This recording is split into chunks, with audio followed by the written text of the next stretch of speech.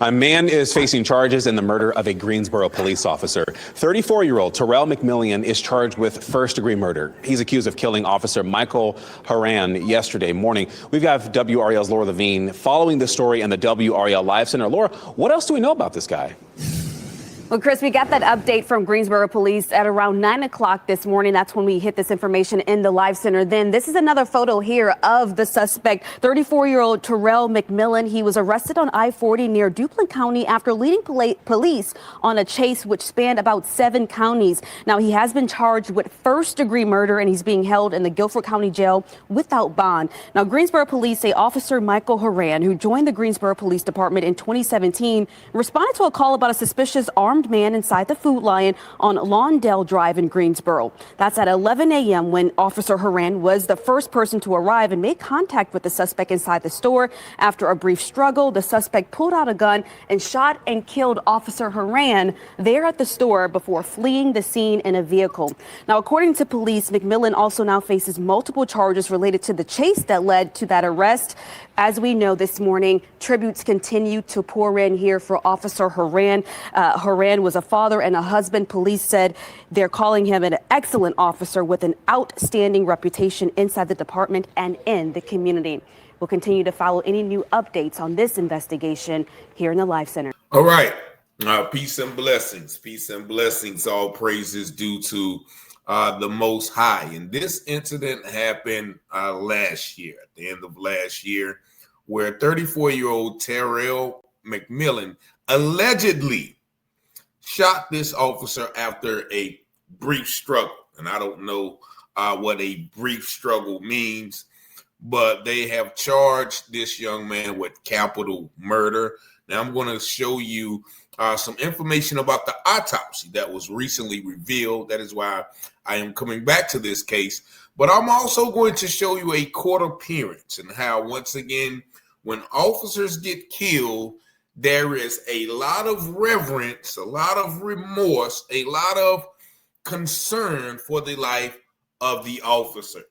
But on the contrary, when these officers kill citizens, you'll never see any support like you're about to see in this next video. And this video is fair use for literary commentary purposes only. Just watch. The man accused of shooting and killing Greensboro police officer Michael Haran made his first court appearance today. Fox 8's Elijah Skipper was there when McMillian made his first appearance in court. So, Elijah, what happened in court today?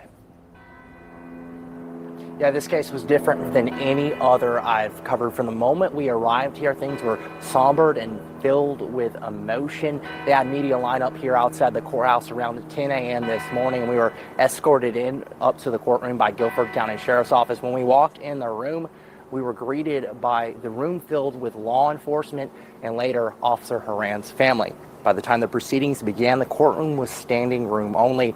Just after 11 a.m., Judge Michelle Fletcher entered the courtroom and proceedings began. Tarell McMillian then appeared virtually from the Guilford County Detention Center and was informed of his charges, which include first-degree murder and 2 felony counts of fleeing to elude arrest.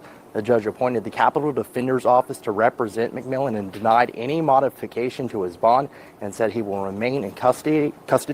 The district attorney's office acknowledged the overwhelming support in the room, but said they had no motions to be heard at this time. A motion to preserve evidence filed by the defense was signed off by the judge.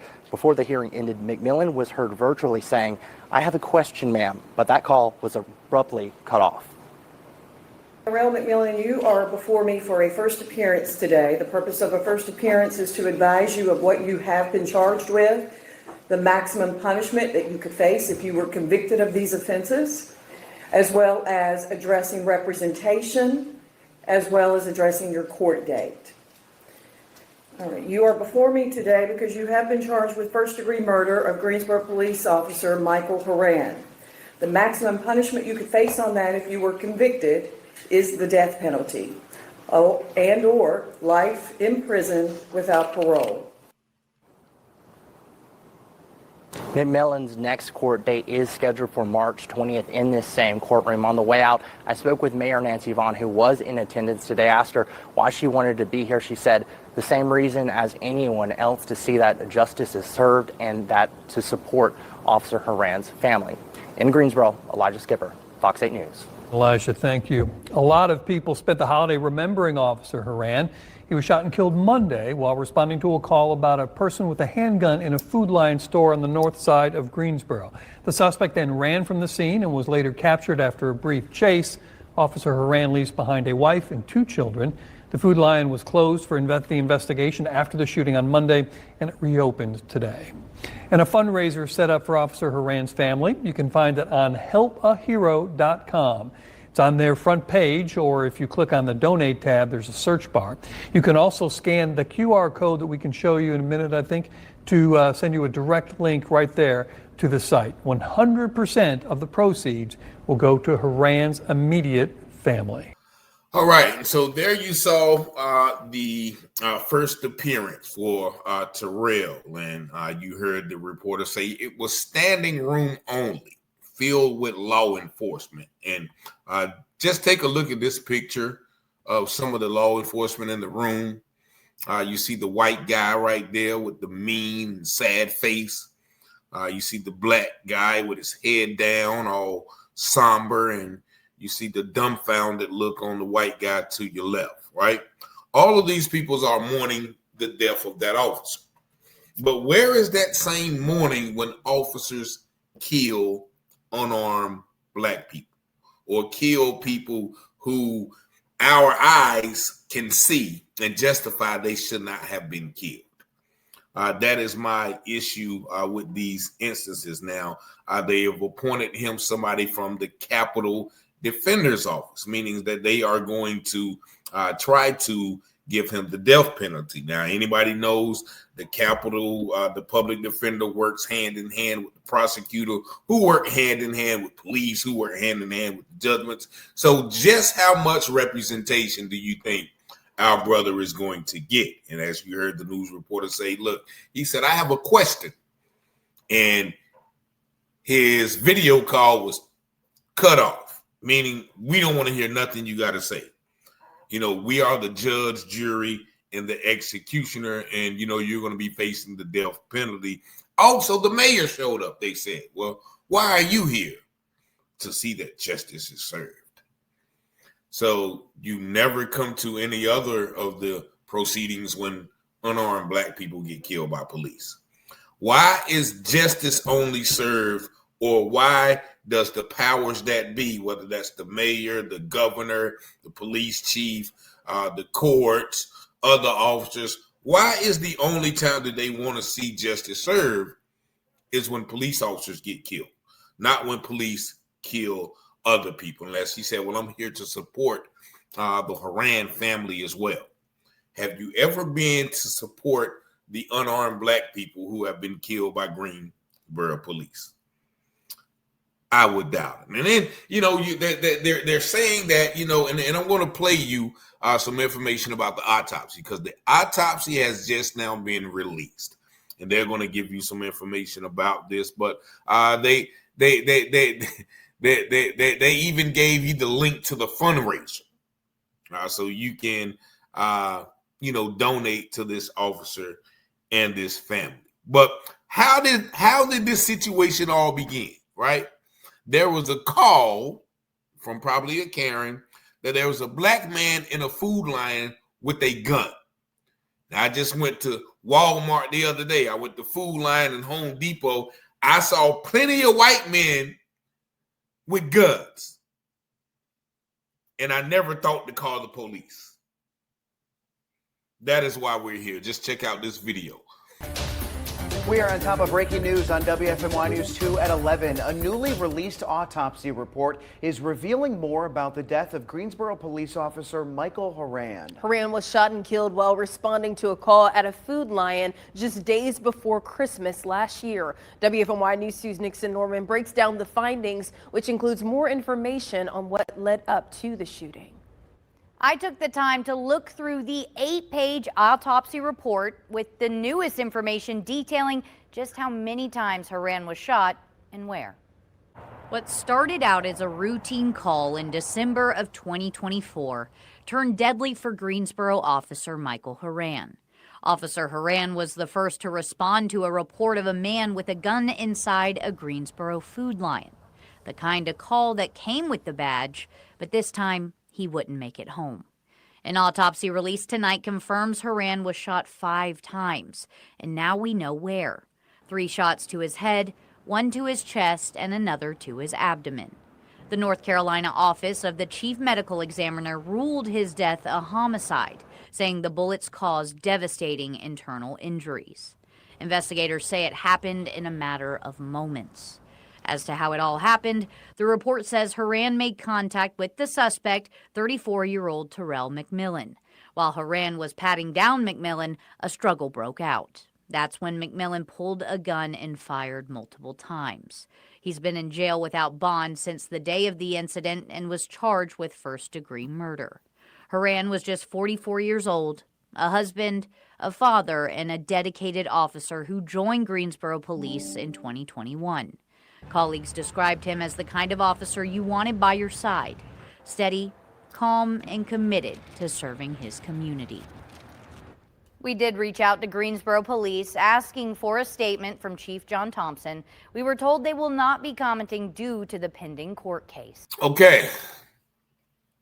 So there they give you a little bit more details that this deputy was shot 3 times in the head, once in the chest, while responding to a call of a man with a gun inside a food line. And they said there was a brief struggle. What do you mean by a brief struggle? Did the officer try to slam him down, as we've seen so many times before? Did the officer try to punch him in the head? Did the officer try to give him strikes, suprasacraliar strikes, as they say? What happened?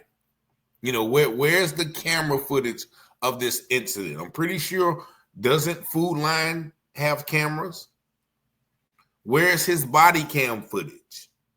Right? All of these things should be released. So why are not they released? Because it's easy to explain away. Oh, yes, a brief struggle. There's a black man with dreads, and he shot the officer. This officer had an outstanding reputation. How many officers have we seen throughout this time with officers having outstanding reputations within the department, but in the community, it's a different thing. And so this is a case that, you know, we'll keep our eye on. I actually may have heard about it. I can't even remember. I think I do. But this autopsy has just came out. So we are going to keep an eye on it. And as I had to tell my daughter today, she asked me, because I do she listened to these videos and said, "Daddy, do you not like all police?" And I said, no, that's furthest from the truth. I don't have a problem with police, period. I have a problem with police who violate mine's and others' rights, who disrespect people, who target people, who harass people, who use excessive force. I have a problem with those police. So if you're not in that number, then, you know, there's nothing to see here. Move around, as they say. But we don't know what this officer's record has been. We don't know. You know, we only thing we have to do is what they say.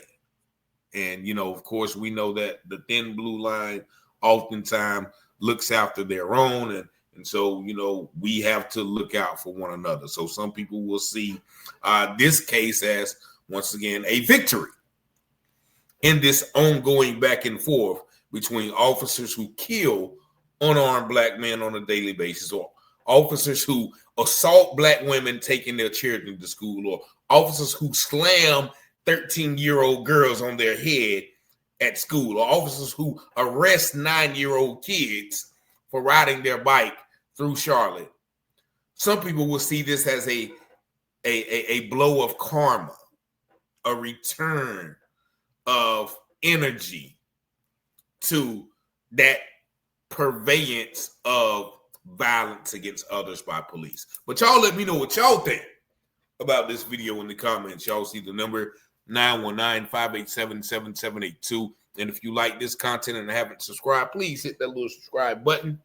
it allows the video to be more prevalent in the internet space. But I thank you, and especially you, for liking, watching, subscribing, commenting, engaging in these videos. And as always, I pray you have peace and blessings.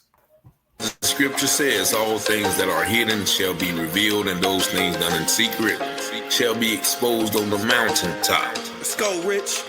Let's go. You watching Telehouse Publishing, breaking news coverage. Give you the truth before fake news throw mud in it. Before the jury decide and the judge discover it, you should tune in to Telehouse Publishing. Telehouse Publishing, breaking news coverage. The propaganda grammar, don't believe none of it. Before the jury decide and the judge discover it, you should tune in to Telehouse Publishing.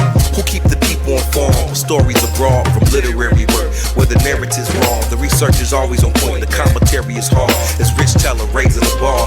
Follow along, shout out to FBA, still FTP, big up NFAC, and all my black families. It's three sides to all stories, which one you gon' believe? We run down on the false prophets when they come to deceive. 100% urban world news, current events, we don't like them lies. Media is biased, cause we got God beside us, ladies and gents is power. If you don't know by now, look around me, the darkest hours.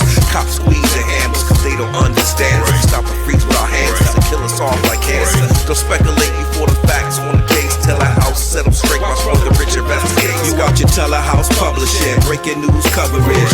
Give you the truth before fake news don't mud it in. Before the jury decide and the judge discover it, you should tune in to Telehouse Publishing. Telehouse Publishing, breaking news coverage. The propaganda grammar, don't believe none of it. Before the jury decide and the judge discover it, you should tune in to Telehouse Publishing. Negroes have listened to the trickery and the lies and the false promises of the white man now for too long.